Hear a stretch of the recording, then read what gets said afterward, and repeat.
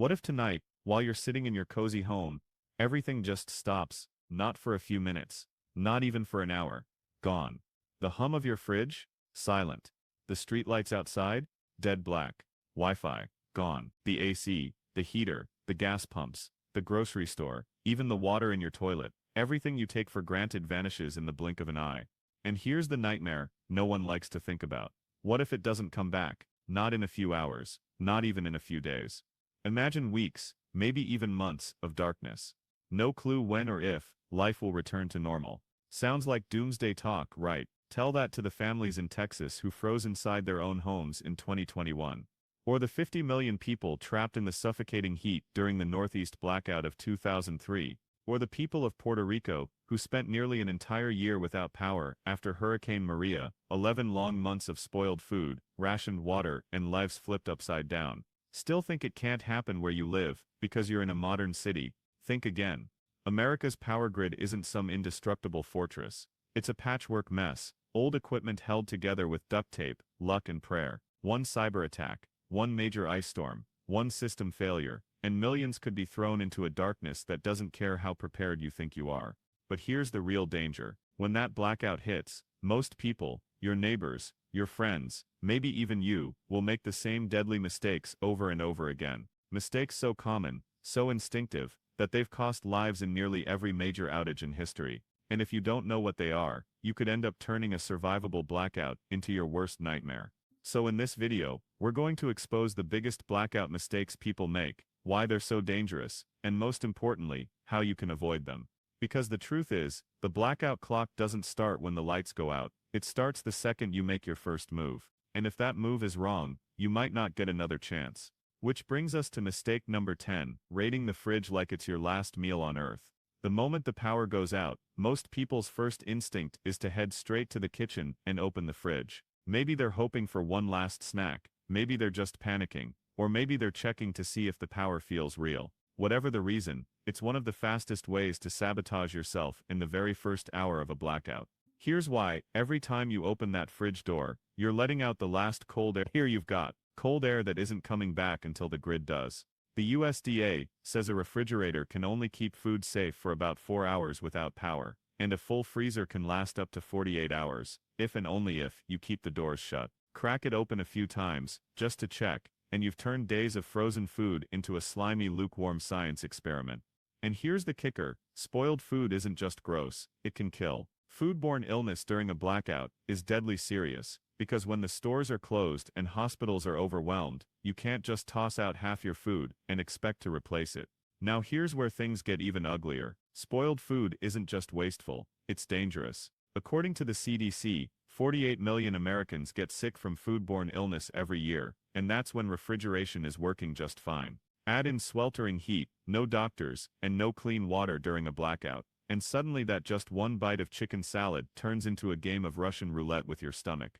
And don't think you can just run to the grocery store for more. After Hurricane Katrina, some neighborhoods went over a month without fresh food deliveries. In a long-term outage, every single calorie becomes a lifeline. Once you waste it, it's gone for good. So here's the smart move: treat your fridge like Fort Knox. Don't open it unless you absolutely have to.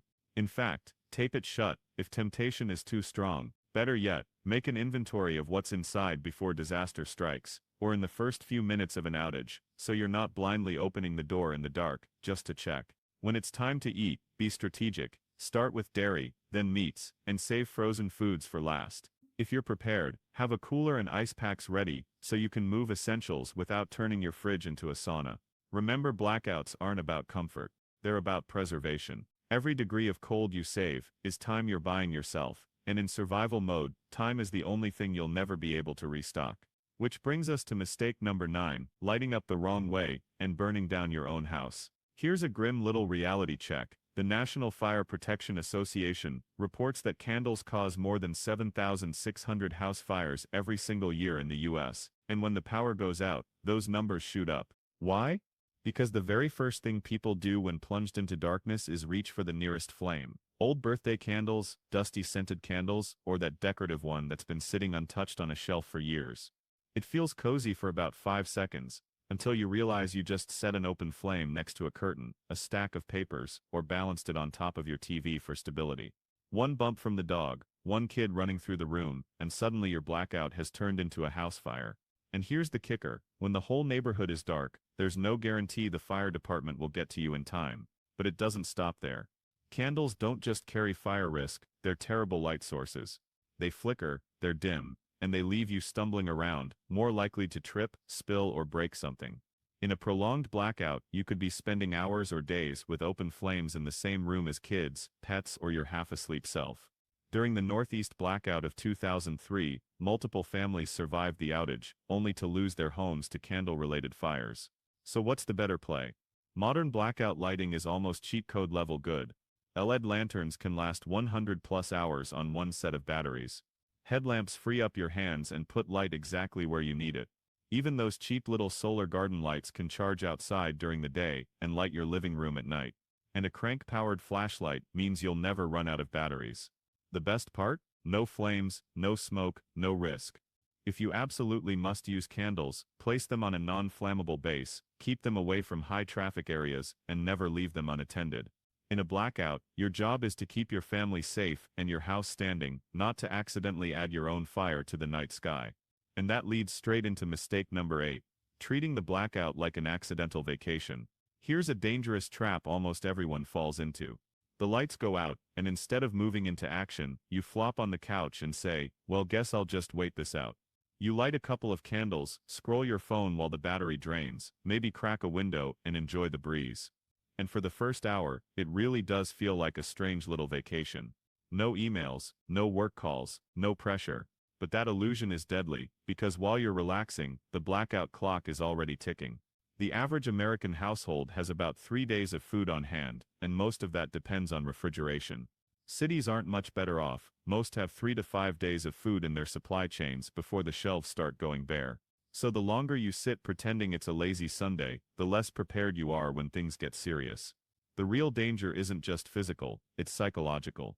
Disaster experts call it normalcy bias, the belief that things will always return to normal just because they always have before. It's the same mindset that kept thousands of people in New Orleans from evacuating before Katrina, until the floodwaters were literally at their door. In a blackout, normalcy bias tricks you into thinking this is just a short hiccup, when in reality, it could be a cascading grid failure, a cyber attack, or something far more severe. And once panic spreads, it's too late. Gas stations run dry, ATMs stop working, grocery stores are stripped bare in hours. Remember how insane toilet paper runs looked during COVID? Multiply that chaos by 10, because now we're talking about food, fuel, and water. That's why the first hour of darkness is the most valuable prep window you'll ever get. Use it. Fill every container you own with water before pressure drops or contamination hits. Plug in and charge every phone, flashlight, and battery bank while you still can. Check your pantry, move perishables into the coldest part of your freezer, and get in touch with your family and neighbors so you're not scrambling later. This isn't paranoia, it's smart survival. Because in a prolonged blackout, the people who ride it out comfortably aren't the ones who waited to see. They're the ones who worked as if the power was never coming back, and then relaxed when it did. Which brings us straight to mistake number 7. Draining your generator like you're powering a rock concert. At first glance, a generator feels like the ultimate trump card. The grid goes down, you fire it up, plug in the fridge, maybe even the TV, and suddenly you're living better than half the neighborhood. But here's the problem, too many people treat their generator like it's the grid itself, running it non-stop, burning fuel like there's an endless supply. Coffee makers, aquarium lights, video game consoles, people use them all, until they burn through their reserves in days. Here's the hard truth. A typical 5000-watt portable generator drinks about 3/4 of a gallon of gas every single hour under a moderate load. Run that baby 24/7. And you're guzzling nearly 18 gallons a day. And here's the kicker, most people don't have that much fuel on hand. Even seasoned preppers underestimate how fast it disappears. And in a widespread outage, good luck finding more. Gas stations can't pump without power, and even the ones with backup systems run dry fast. After Hurricane Sandy, New Yorkers waited in line 6 hours long, just for the chance to buy what little fuel was left. Imagine burning through your supply too quickly, and realizing you've got no way to keep your essentials running, that gas you're burning to watch late-night Netflix or keep the beer cold. That's survival capital you may desperately need in 48 hours. And here's the kicker. That's not even the biggest danger. The CDC reports dozens of deaths every single year from carbon monoxide poisoning caused by generators. Not from big explosions. Not from dramatic accidents. Just people running them too close to the house. In the garage with the door cracked. Or even inside a basement. Carbon monoxide is the perfect killer. You can't see it. You can't smell it. You don't even know it's there until you're dizzy, unconscious, and it's already too late. Combine that with sloppy fuel storage, like leaving gas in open cans, next to heat sources, or inside your home, and suddenly the tool that's supposed to keep your family alive becomes a death trap. So here's the smart play. Treat your generator like a ration tool, not a lifestyle. Run it in scheduled bursts, just long enough to keep the fridge cold, recharge devices, or power true essentials like a sump pump. Store your fuel in approved containers, away from living spaces, and rotate it regularly so it doesn't go bad. Use heavy-duty extension cords and power strips to maximize each runtime without overloading the unit. Because trust me, you don't want to be that guy on the evening news, explaining why you burned through your last gallon keeping the beer frosty, while your freezer full of meat turned into soup. Which brings us to mistake number 6, leaving your home wide open like you're advertising free stuff inside. Most people forget this part. A blackout doesn't just change what happens inside your home. It changes the entire behavior outside of it. No streetlights, no security cameras, no alarm systems. For the first time in decades, entire neighborhoods are cloaked in total darkness. And yet what do people do? They leave their doors unlocked, windows cracked for air, blinds wide open like it's just another summer night. In normal times, that's careless. In a blackout, it's practically an invitation. History proves it. During the 1977 New York City blackout, looting and arson broke out within hours. Over 1,600 stores were trashed, and nearly 3,800 people were arrested in a single night. Will every blackout look like New York in '77? No, but the principle remains the same. Darkness creates cover and desperation makes people bold. Even in smaller outages, burglary, vandalism, and petty theft spike because deterrence disappears. And here's the problem with modern cities. Most people trust their security to doorbell cameras, motion lights, and monitoring services. But when the grid dies, all of that goes down too. You're suddenly living with 19th century defenses again. Locks, dogs, and neighbors, who actually look out for each other. The real mistake isn't just failing to lock up.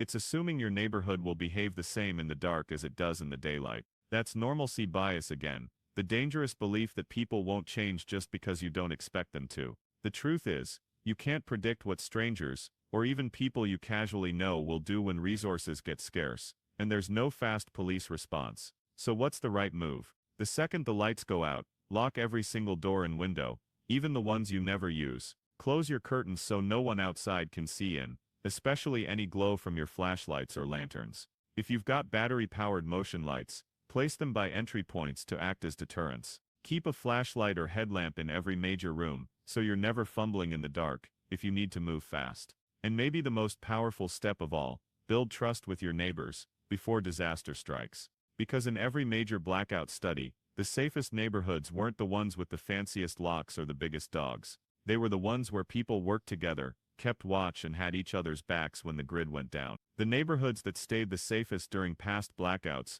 weren't the ones with barbed wire or motion cameras. They were the ones where residents already had each other's backs. In the dark, community isn't just a nice thing to have, it's security. Which brings us to mistake number 5, burning through batteries like they're Halloween candy.